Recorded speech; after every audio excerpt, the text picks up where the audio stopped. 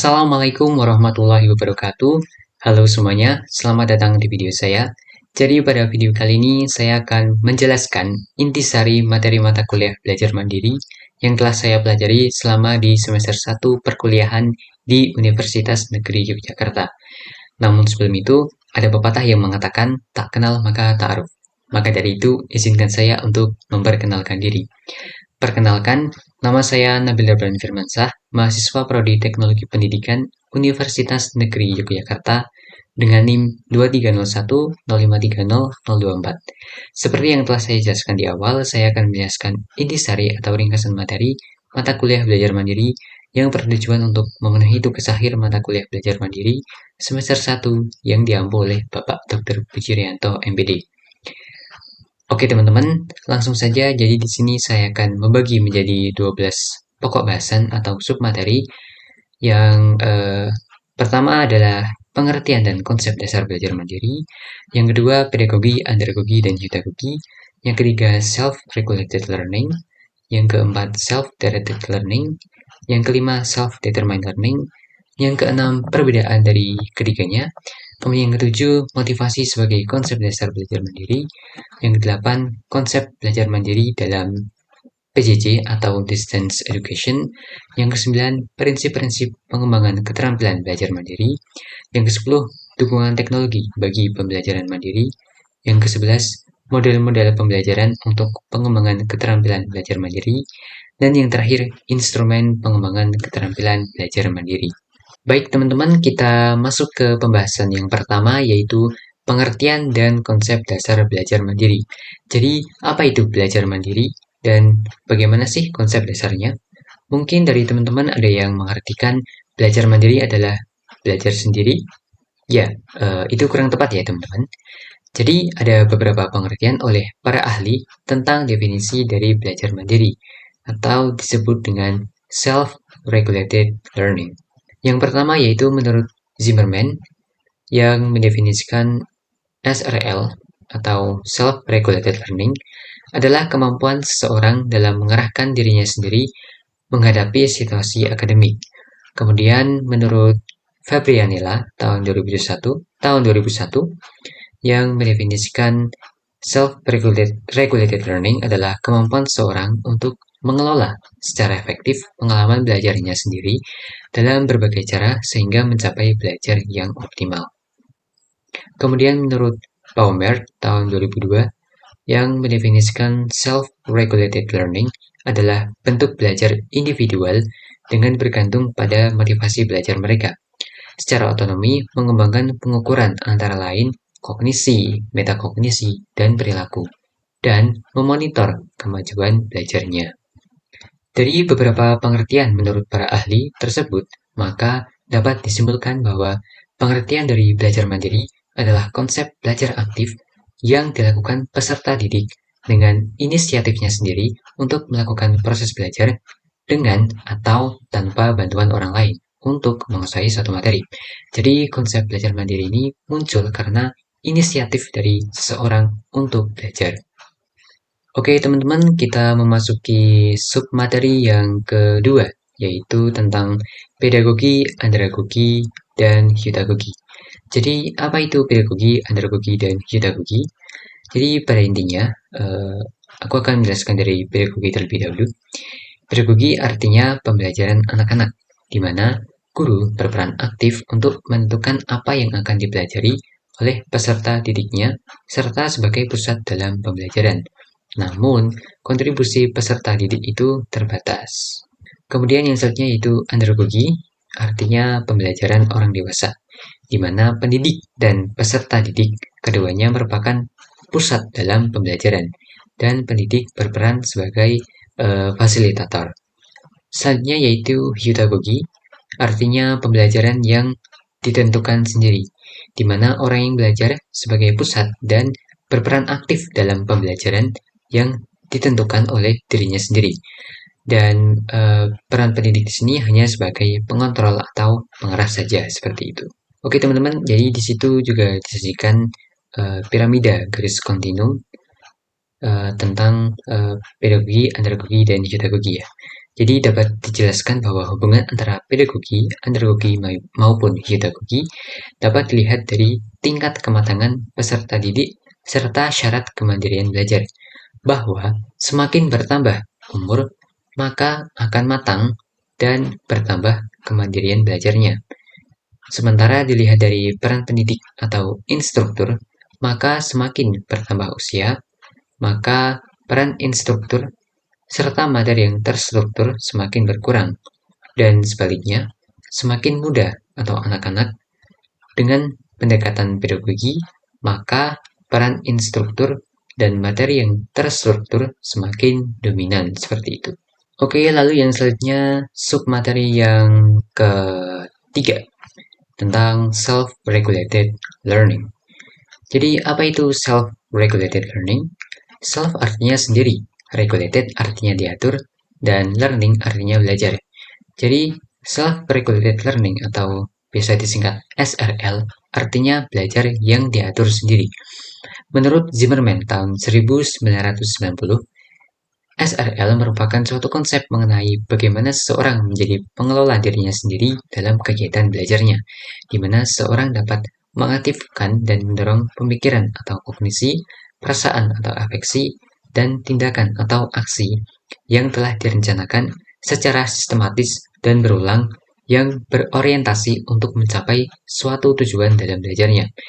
Dimensi yang ditekankan pada self-regulated learning antara lain motivasi, metode, hasil kerja, dan lingkungan atau kondisi sosial. SRL meliputi 3 aspek, yaitu metakognisi atau proses pembuatan keputusan, kemudian motivasi, yaitu pendorong untuk belajar, dan perilaku, yaitu upaya untuk mengatur diri yang mendukung aktivitas belajar. Selain itu, terdapat faktor yang memengaruhi SRL, antara lain pribadi, perilaku, dan lingkungan. Lalu yang selanjutnya yaitu submateri yang keempat tentang self-directed learning. Jadi apa itu self-directed learning? Self artinya sendiri, directed artinya diarahkan, dan learning artinya belajar. Jadi self-directed learning atau biasa disingkat SDL artinya belajar yang diarahkan oleh diri sendiri. Menurut Meriam tahun 2004, self-directed learning adalah proses belajar di mana siswa membuat inisiatif sendiri dalam perencanaan, pelaksanaan, dan evaluasi dari pengalaman belajarnya yang diambil dari berbagai sumber atau literatur. Aspek-aspek SDL antara lain, siswa mengontrol banyaknya pengalaman belajar yang terjadi, kemudian perkembangan keahlian, mengubah diri pada kinerja yang paling baik, manajemen diri, motivasi diri, dan penilaian diri. SDL memiliki beberapa tingkatan, antara lain rendah, yaitu siswa masih banyak bergantung kepada guru dan teman dalam melakukan tindakan dalam belajarnya. Kemudian sedang, siswa sudah dapat menyadari bahwa siswa adalah bagian dari sebuah proses belajar. Dan tinggi, yaitu siswa mampu melakukan kemandirian dalam belajarnya dengan menetapkan tujuan belajar tanpa bantuan dari pihak manapun. Baik, yang selanjutnya yaitu submateri yang kelima tentang self-determined learning. Jadi, apa itu self-determined learning? Self artinya sendiri, determine artinya ditentukan, dan learning artinya belajar. Jadi, self-determined learning atau disingkat SDL artinya belajar yang ditentukan oleh diri sendiri. SDL merupakan konsep pembelajaran yang memberikan kebebasan kepada peserta didik untuk mengatur dan mengontrol proses belajar mereka sendiri, memilih materi yang ingin dipelajari, menentukan waktu dan tempat belajar, dan mengevaluasinya. Dimensi dari SDL antara lain self-directedness, kemudian personalisasi atau bebas memilih, kemudian fleksibilitas atau kapan saja dan di mana saja, dan teknologi sebagai alat bantu seperti video, aplikasi, atau website pembelajaran. SDL merupakan pedagogi, yaitu pembelajaran yang dikelola sendiri. Konsep penting dalam pedagogi adalah double loop learning, di mana peserta didik tidak hanya mempertimbangkan masalah, tindakan, dan hasil saja, namun juga mempertimbangkan keyakinan dan tindakan mereka yang nantinya memengaruhi keyakinan seperti itu. Lalu yang selanjutnya yaitu perbedaan SRL, SDL, dan SDL. Jadi apa sih perbedaan pokok dari ketiga itu? Dimulai dari SRL yang artinya diatur, yaitu kemampuan untuk mengendalikan, mengawasi, dan mengatur proses belajar secara sadar. Kemudian SDL atau self directed ya. Directed artinya diarahkan, yaitu menekankan pada kemandirian dalam pemilihan sumber belajar, metode pembelajaran, dan penyelesaian tugas. Kemudian SDL, determine artinya ditentukan, yaitu memberikan kebebasan kepada peserta didik untuk mengatur dan mengontrol proses pembelajaran mereka sendiri. Jadi, perbedaan utama antara ketiga konsep ini adalah tingkat kontrol, kemudian fokus pada kemampuan diri, dan motivasi intrinsik dalam proses pembelajaran. Jadi kalau SRL ini lebih fokus pada pengaturan diri dalam pembelajaran, sedangkan SDL lebih tentang otonomi dalam pembelajaran, dan SDL menggabungkan aspek kemandirian dengan motivasi yang kuat dan tujuan pribadi seperti itu. Oke, lalu selanjutnya memasuki submateri yang ketujuh tentang motivasi sebagai konsep dasar belajar mandiri. Jadi ada beberapa pendapat yang dicetuskan oleh para ahli mengenai definisi dari motivasi. Yaitu yang pertama menurut Weiner tahun 1990, pengertian motivasi adalah kondisi internal yang membangkitkan kita untuk bertindak, mendorong kita mencapai tujuan tertentu, dan membuat kita tetap tertarik dalam kegiatan tertentu. Kemudian menurut UNO tahun 2007, pengertian motivasi adalah dorongan internal dan eksternal dalam diri seseorang yang diindikasikan dengan adanya hasrat dan minat. Kemudian dorongan dan kebutuhan, harapan dan cita-cita, penghargaan dan penghormatan seperti itu. Lalu yang selanjutnya menurut Imron tahun 1966, Imron menjelaskan bahwa motivasi berasal dari bahasa Inggris atau motivation, yang berarti dorongan untuk melakukan suatu aktivitas hingga mencapai tujuan. Nah, dari beberapa pendapat para ahli tersebut, maka dapat disimpulkan bahwa pengertian dari motivasi adalah dorongan yang timbul pada diri seseorang secara sadar atau tidak sadar untuk melakukan suatu tindakan dengan tujuan tertentu. Nah, peran motivasi ini sangat penting untuk menggugah kemauan individu agar mau melakukan belajar sesuai dengan kehendaknya sendiri, di mana hal ini akan berdampak pada hasil belajar dan pemahaman individu yang belajar tersebut. Submateri ke-8 tentang konsep belajar mandiri dalam pembelajaran jarak jauh atau PJJ, atau bahasa Inggrisnya Distance Education.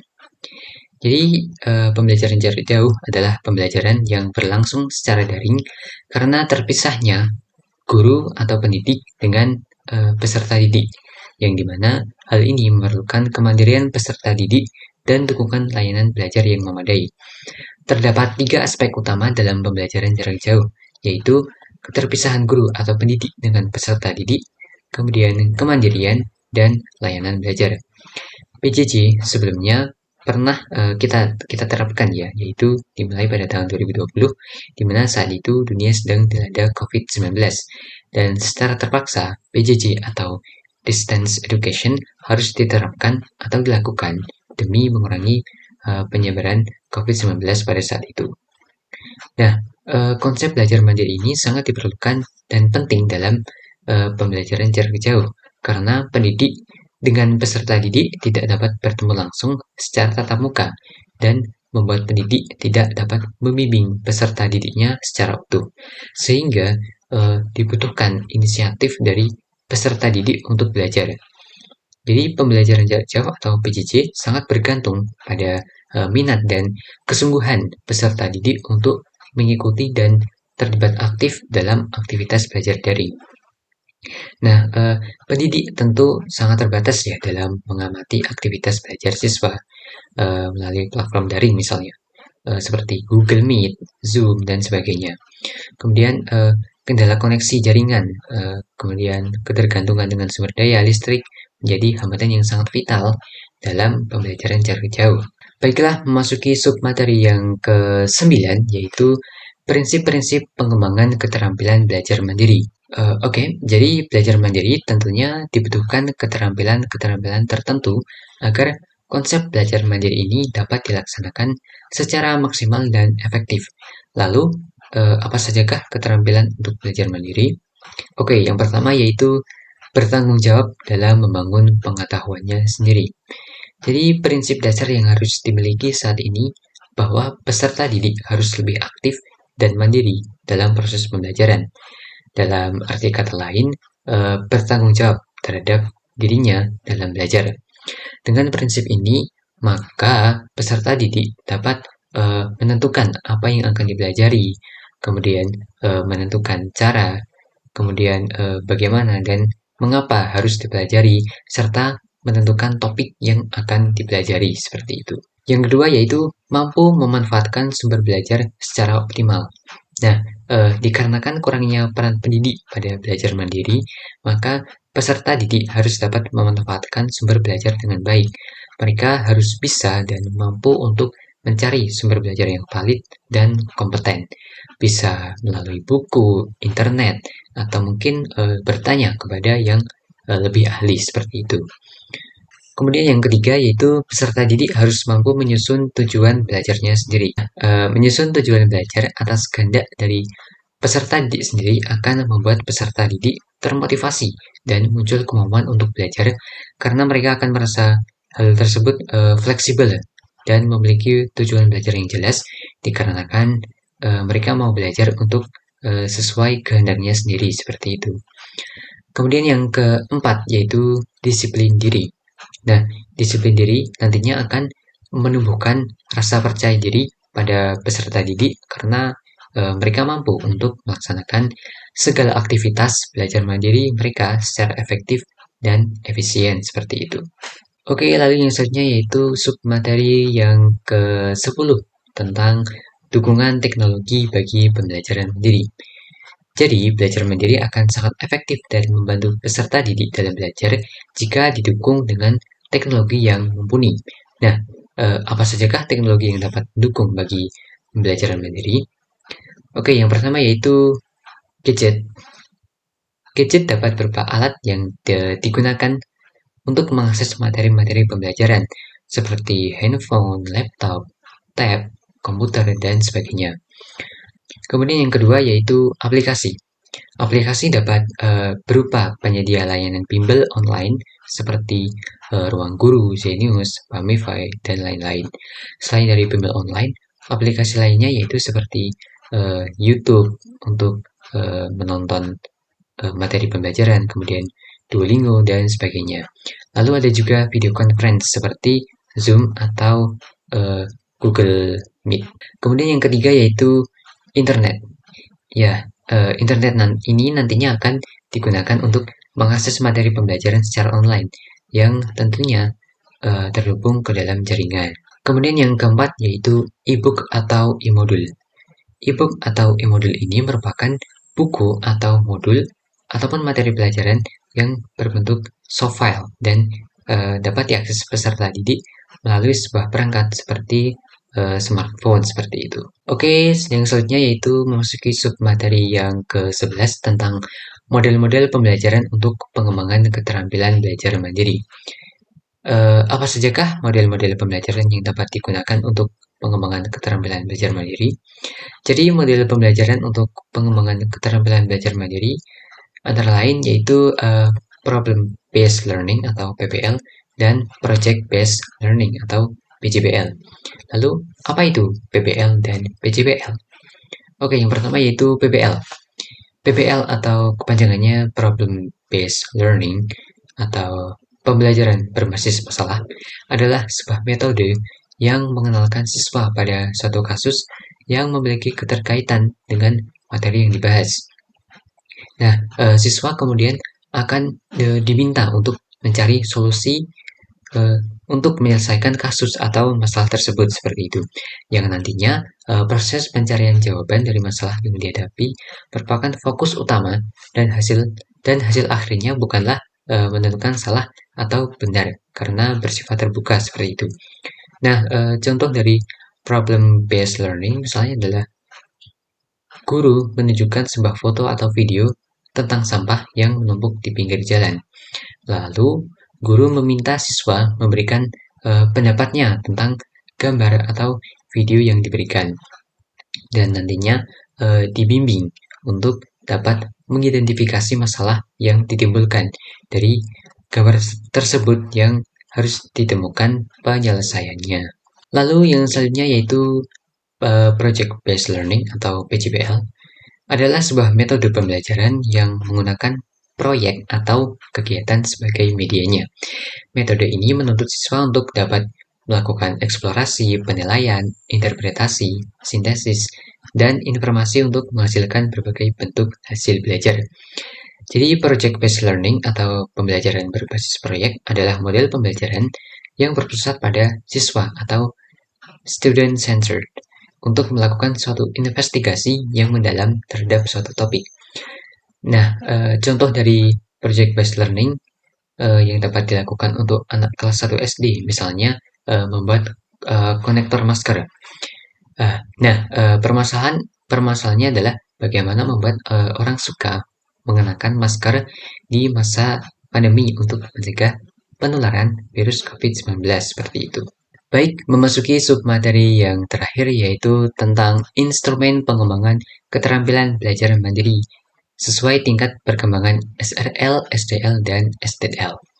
Nah, apa sajakah instrumen pengembangan keterampilan tersebut? Yang pertama ada MSLQ atau Motivated Strategies Learning Questionnaire. Jadi, apa itu MSLQ? MSLQ adalah sebuah instrumen yang disusun untuk menilai orientasi motivasi pada peserta didik dan macam-macam strategi belajar yang digunakan dalam pembelajaran.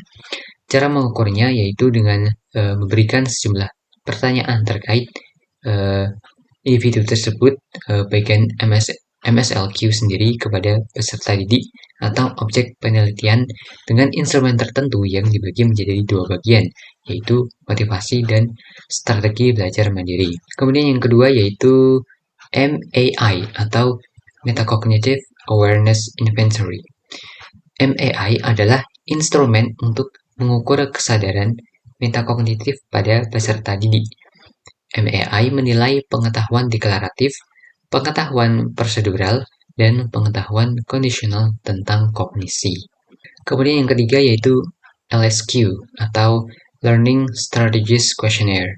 LSQ merupakan salah satu instrumen yang digunakan untuk mengukur strategi yang tepat dalam belajar mandiri menggunakan kuesioner yang perlu memperhatikan banyak item-item tertentu seperti keefektifan, ketepatan, dan lain sebagainya. Kemudian yang keempat yaitu SRLO atau Self-Regulation for Learning Online. SRLO merupakan salah satu instrumen yang digunakan untuk mengukur strategi yang tepat pada belajar mandiri secara online. Sama seperti LSQ, SRLO menggunakan kuesioner untuk mengetahui strategi yang tepat untuk digunakan. Lalu yang kelima yaitu SDLRS atau Self-Directed Learning Readiness Scale. SDLRS adalah instrumen yang digunakan untuk mengukur kemampuan belajar mandiri dengan menggunakan kuesioner sebagai metode ukur. SDLRS sering disebut dengan Learning Preference Assessment atau disingkat LPA. Nah, jadi dari penjelasan yang telah dipaparkan sebelumnya, maka dapat disimpulkan bahwa belajar mandiri adalah peningkatan pengetahuan, keahlian, prestasi, dan pengembangan diri individu yang diawali dengan inisiatif sendiri dengan belajar perencanaan belajar sendiri atau self-plan dan dilakukan sendiri atau self-conducted. Kemudian menyadari kebutuhan belajar, tujuan belajar, membuat strategi, menilai hasil belajar, serta memiliki tanggung jawab sendiri. Nah, dalam belajar mandiri, peserta didik sebagai subjek harus merancang, mengatur, dan mengontrol kegiatan mereka sendiri untuk mencapai tujuan belajar dan merancang metode evaluasi. Oke teman-teman, sekian video intisari materi mata kuliah belajar mandiri dari saya. Semoga ilmu yang diberikan dapat bermanfaat untuk kita semua. Sekian, wassalamualaikum warahmatullahi wabarakatuh.